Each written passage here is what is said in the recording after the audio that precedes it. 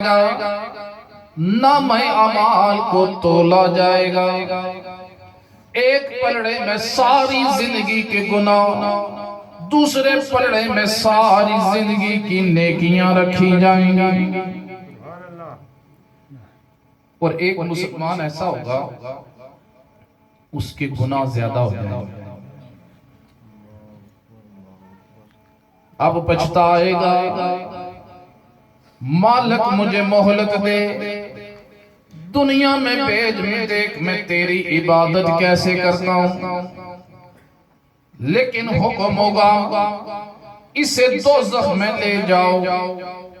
فرشتے پکڑ کے جب دوزخ کی طرف لے جانے لگیں گے، عرض کرے گا مالک میری آخری التجا سن لے، آخری اپیل سن لے۔ مالک کائنات فرمائے گا کیا عرض کرنا چاہتا ہے؟ عرض کرے گا میں نے سنا تھا امام الانبیاء کا فرمان کہ جو خدا کے خوف سے آنسو بہائے گا وہ پانی جسم کے جس حصے پر لگ جائے گا، مالک کائنات اسے دوزخ میں نہیں ڈالے گا۔ مالک کائنات فرشتوں کو فرمائے گا دیکھو اس کے جسم کو ٹٹولو، اس کے جسم کا کون سا ایسا حصہ ہے جہاں پہ اس پانی نے ٹچ کیا ہے۔